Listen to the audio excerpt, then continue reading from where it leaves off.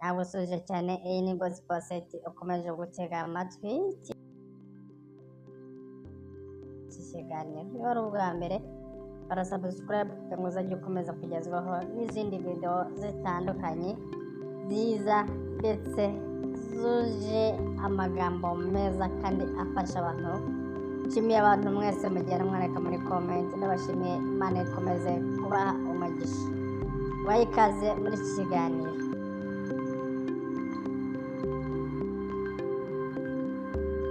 Uyu munsi tugiye kuganira ku mupasiteri cyangwa se umukozi w'Imana, umushumba witwa Pastor Lopez Ninahazwe.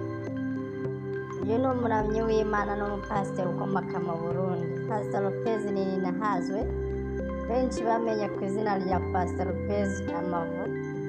Ni umwe mu baramyi b'abapasiteri bazamutse cyane mu muziki wa gospel mu Burundi ndetse no mu karere k'Afurika y'Uburasirazuba.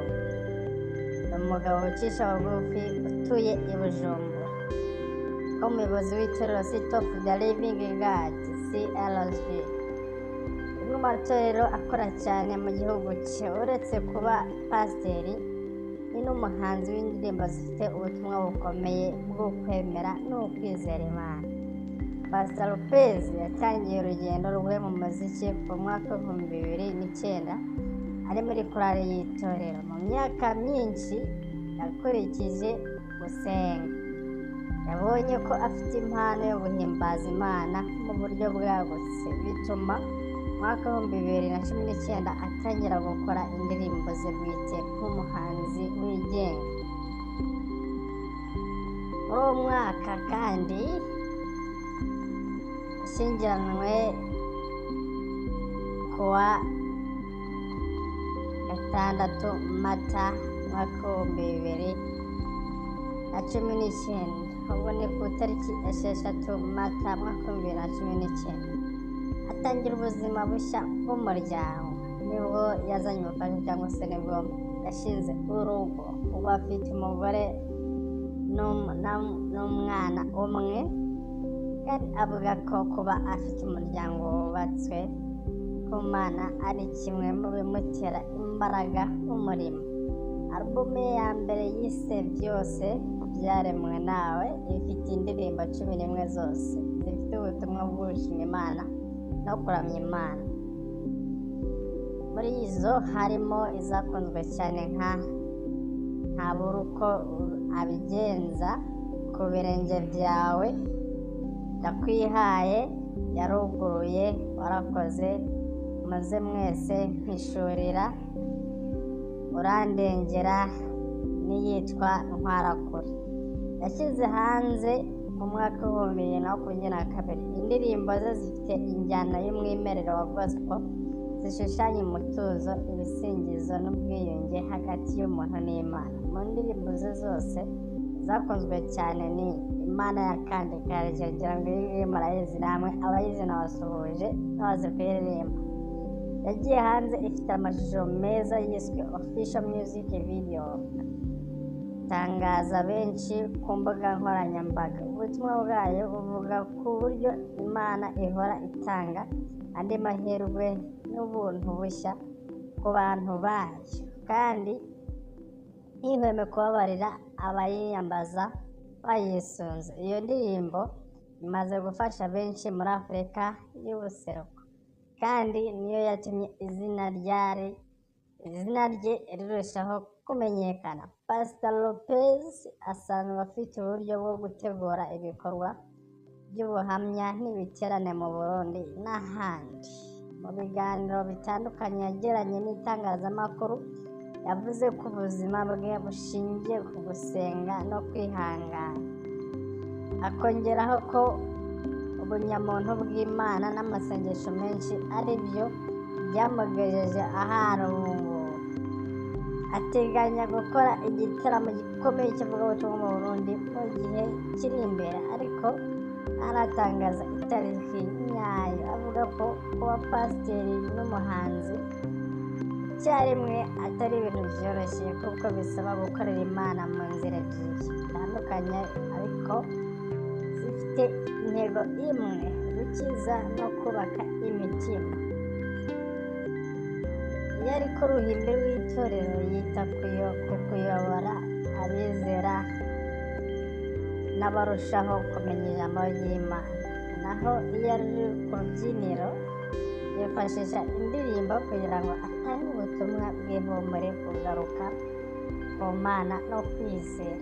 Uretse kuba umuhanzi, Pastor Lopez n'umuyobozi w'itorero rifite amashami atandukanye mu Burundi, yagize ati umuziki ni igikoresho Imana yampaye cyo kubwira abantu ko iteka kiriho kandi ko ari Imana ya kandi kariyo. Iyo mvugo ye yahindutse nk'ikimenyetso cy'ubuzima bwe bwa buri munsi.